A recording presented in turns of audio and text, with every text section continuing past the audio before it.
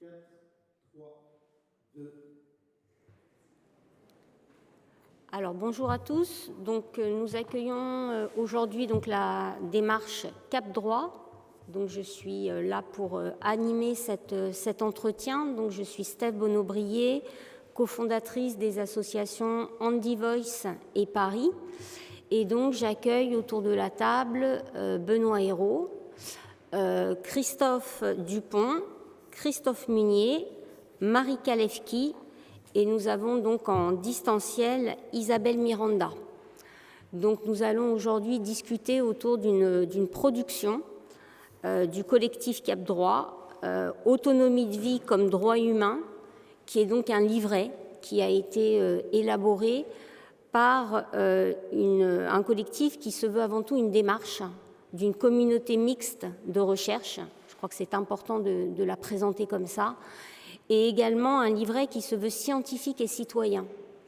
Et ça aussi, je pense que c'est important de le préciser parce que ça connote aussi d'une démarche et en tout cas d'une intention de mixité qui me semble important dans le cadre d'une volonté, en tout cas des personnes en situation de handicap, de s'inscrire dans une notion de collectivité et d'aborder les droits de façon plurielle, ce qui me semble aussi quelque chose d'assez innovant et d'inclusif. Donc on va essayer d'organiser ce temps d'entretien en 3 temps. Déjà en présentant cette démarche, mais aussi ses acteurs, parce que derrière des actions, il y a des acteurs et on a peut-être tendance un peu trop à l'oublier. Dans un deuxième temps, on verra le contenu de ce livret, voilà, comment il s'est articulé. Et surtout, en troisième point, ce seront les attentes et les perspectives.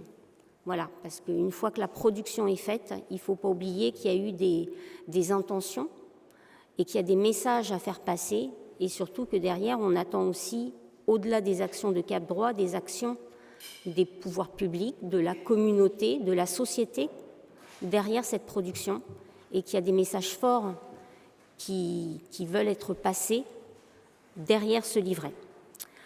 Donc je vais peut-être déjà donner la parole à Benoît Hérault, pour introduire ce qu'est la démarche Cap Droit et ses acteurs, et chacun prendra la parole parce que c'est aussi une des caractéristiques de ce collectif, c'est de donner la parole à chacun, même si on va essayer d'être bref et percutant pour respecter les 20 minutes de ce temps d'échange.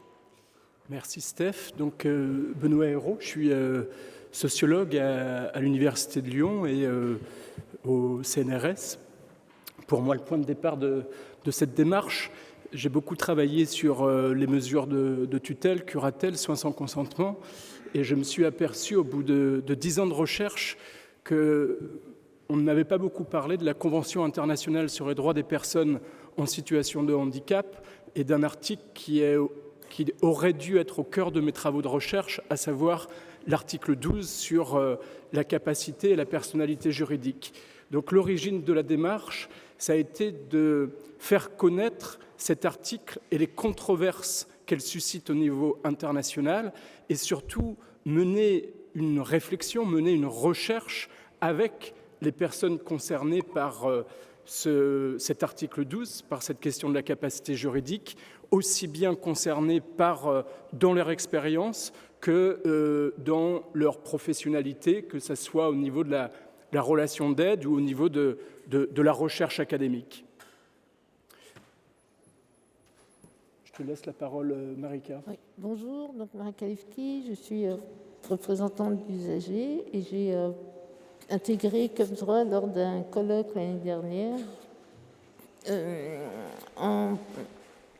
Et je me suis rendu compte que cette mixité de professionnels et de personnes en situation je dirais, d'empêchement que d'handicap était tout à fait la manière dont je voulais comprendre, essayer de comprendre pourquoi nous étions toujours dans une situation de difficulté où le fait d'être en situation de handicap, on sentait bien que mon quotidien, en tous les cas, depuis que j'ai eu mon handicap, n'était plus du tout le même. Et j'avais besoin de réponses, mais je sentais bien que les réponses n'étaient facilement des réponses administratives, mais beaucoup plus profondes et au niveau même historique, sociologique et anthropologique. Et je pense que tant qu'on ne va pas chercher ces réponses-là, on n'arrivera pas à trouver une réponse, une solution réelle. Donc, moi, je suis arrivé dans la démarche Cap Droit en 2018, fin 2018, avec en fait donc je suis travailleur social, psychologue et animateur d'un dispositif en Seine-Saint-Denis. Et donc notre volonté, c'était en s'inscrivant dans la démarche d'essayer de provoquer un peu plus un discours d'émancipation pour les personnes qu'on accompagnait. Parce qu'on se rend bien compte que nous proposons des accompagnements, les personnes qui sont orientées vers nos dispositifs ne savent pas forcément comment recourir à tous leurs droits. Et en plus de nous leur proposer une information, on avait aussi besoin qu'ils revendiquent ou qu'ils expriment un peu plus leurs besoins, enfin en tout cas différemment, et pas, en tout cas transformer la relation un petit peu asymétrique de professionnel à personne accompagnée. Voilà.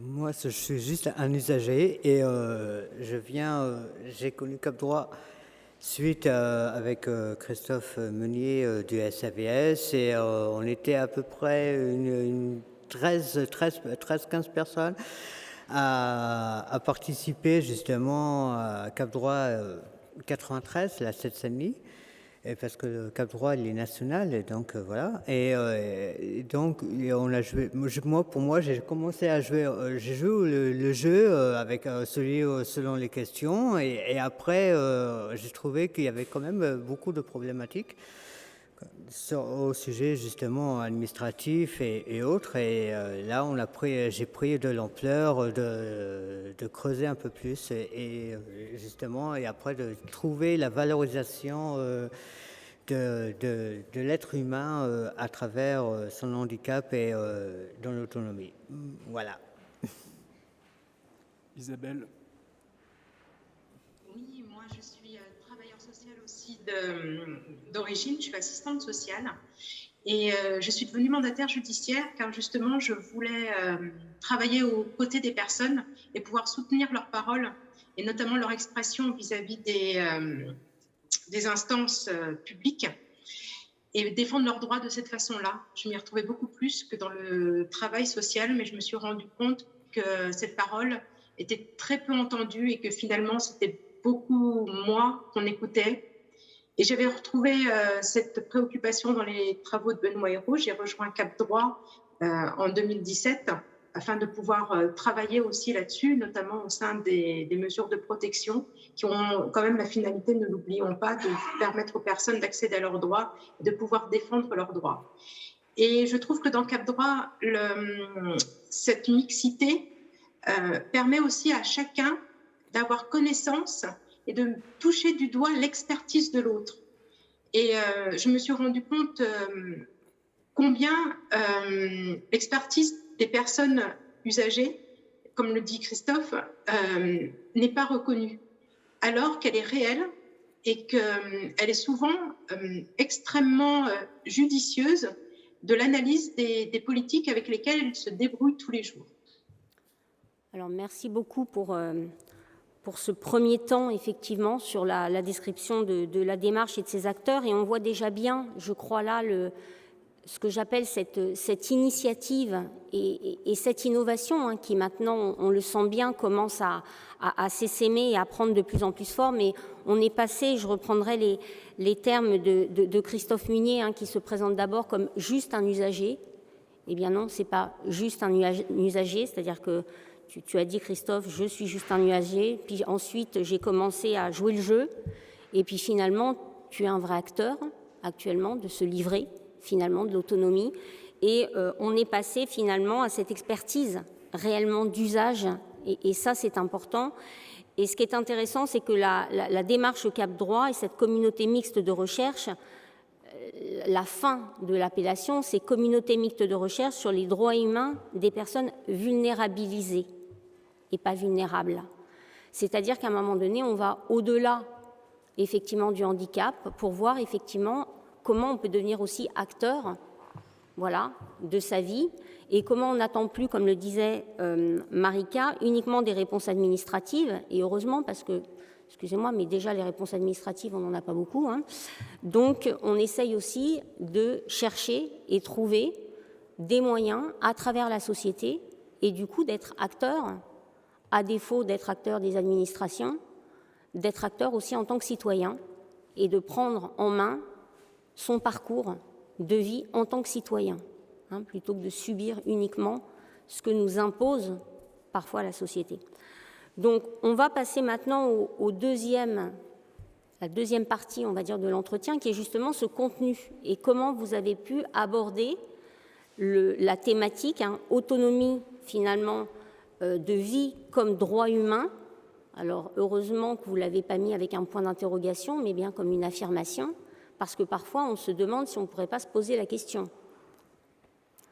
Voilà, donc on va peut-être laisser Isabelle justement continuer et introduire ce point.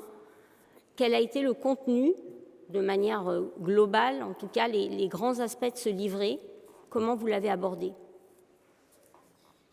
Tout d'abord, comme vous parliez de questions, vous l'avez bien dit, c'est une démarche scientifique et citoyenne. Et si on a parlé du côté citoyen, on est aussi du côté scientifique. Et comme on avait déjà travaillé sur la controverse sur l'article 12, dans cette convention, il y a l'article 19, donc sur l'autonomie de vie. Et dans la démarche scientifique, on voulait aussi valider notre processus et notre démarche de recherche scientifique pour pouvoir l'aborder sur une autre question. Et en fait, l'idée, comme l'avait repris Christophe, c'était de reprendre notre démarche et de poser des questions sur qu'est-ce que c'est que l'autonomie de vie. Dans le travail social, on parle d'autonomie, mais rarement d'autonomie de vie. Et l'idée était de reprendre ce dispositif et qu'est-ce que ça évoque, qu'est-ce que ça bouleverse aussi dans votre champ. Relisez cet article 19, je vous y invite, et vous verrez qu'au travers de mots qui peuvent être extrêmement simples et généraux, il y a beaucoup de choses qui sont bouleversants en fait au quotidien. Et que par exemple, nous, professionnels, des fois, on n'y réfléchit pas suffisamment et on porte cette parole sans y mettre. Et il y a des fois une réelle violence au travers de ces mots. Et en fait, on a voulu passer du mot, de la question, au concept et faire vivre le quotidien des personnes dans l'autre sens et le remettre dans d'autres concepts. Et ce livret, si vous l'avez entre les mains ou si vous allez le télécharger sur notre blog, vous verrez, il est fait de 2 parties. Une partie également qui est en version accessible pour que tout le monde puisse effectivement se l'approprier. Merci. Je vous laisse continuer. Moi, je voulais rebondir, c'est que très simplement et très concrètement, quand on a initié l'écriture du livret, on est parti de... alors, il y a des groupes un petit peu dans toute la France, des groupes qui participent à la démarche Cap Droit. Nous, en Seine-Saint-Denis, on a participé, on s'est engagé dans l'écriture à travers une réflexion sur qu'est-ce que c'est le logement, qu'est-ce que c'est l'autonomie de vie, et est-ce que avoir un droit à se loger, c'est la même chose que habiter quelque part? C'était le départ de toutes nos réflexions. Je me rappelle de Jean, alors il est cité dans le livret, qui disait l'autonomie, c'est un milieu qui n'est pas accessible à tout le monde. Et je trouve que ça résume bien les difficultés qu'on a. Alors effectivement, la loi encadre les parcours de soins des personnes, mais ils n'ont pas forcément accès à ce qui est déjà écrit dans le droit. Et pour nous, c'était important de remettre, comme tu le disais, de l'humanité dans ces droits humains. Voilà. Oui, donc le livret que nous avons fait, on l'avait fait aussi par distanciel parce qu'à un moment, on n'avait pas le temps de se revoir. Donc on a commencé à faire par distanciel et on a essayé justement de trouver comment le valoriser, ce livret, à travers notre capacité de recherche, parce que c'est quand même un type de recherche quand même, surtout pour les usagers, de trouver les moyens, de trouver les difficultés à travers les personnes qui ne sont pas accessibles, qui soient en fauteuil ou carrément en problème moteur linguistique, parce qu'on avait vu, j'ai constaté aussi qu'il y avait des problèmes avec la barrière de langue. Là, on parle à peu près tous la même langue, mais on ne se comprend pas. Donc il fallait trouver des bonnes formulations et à fur et à mesure, quand on a trouvé les petits défauts à travers l'administration, et l'administration globale, là on a mis au point toutes ces recherches en visio, et voilà, et c'était quand même un travail très abordable et très enrichissant, et en plus de ça, à la rencontre de certains et certaines que nous ne connaissions pas au moment des faits, à force et à mesure, on s'est appris à se connaître, et ça aussi, c'est une chose très agréable.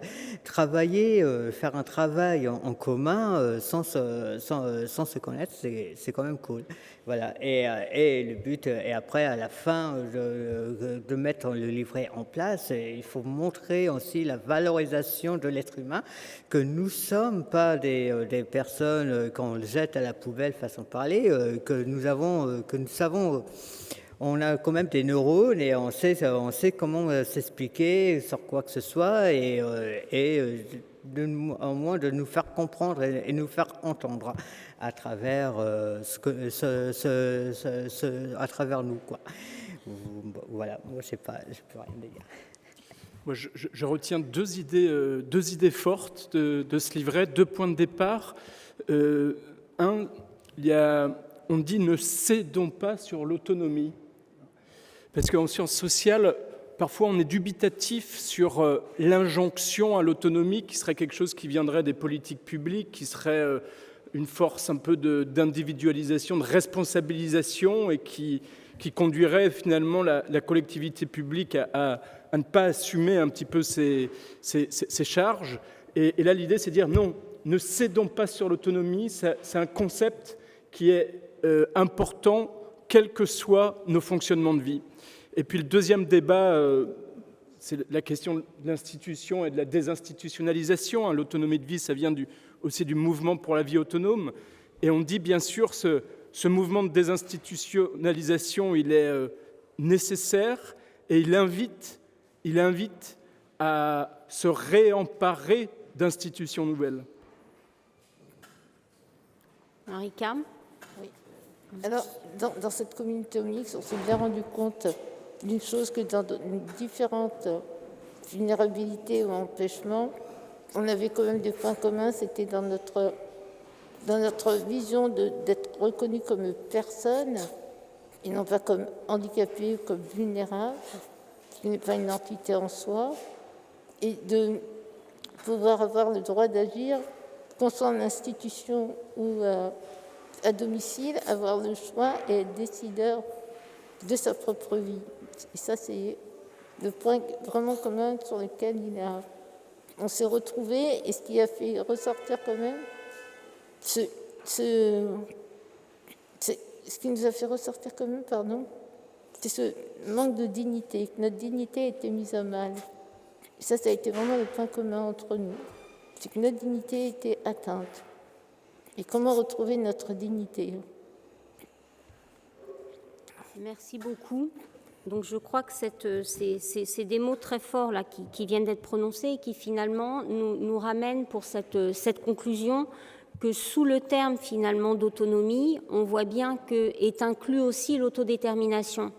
Alors l'autonomie et l'autodétermination, ce n'est pas la même chose, mais je crois que ça a été bien intégré dans la démarche aussi de Cap Droit, que dans cette autonomie de vie, et justement parce qu'on parle de l'autonomie de vie, il y a aussi le pouvoir d'agir qui est derrière.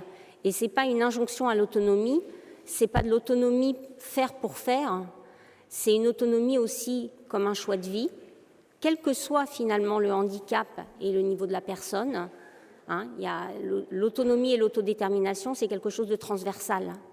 C'est pas parce que là, autour de la table, il y a forcément des personnes en situation de handicap avec un moyen et un niveau d'expression qu'il faut en oublier aussi nos pairs plus handicapés, qui ne peuvent peut-être pas être là aujourd'hui, mais qui ont aussi ce droit à l'autonomie et à l'autodétermination.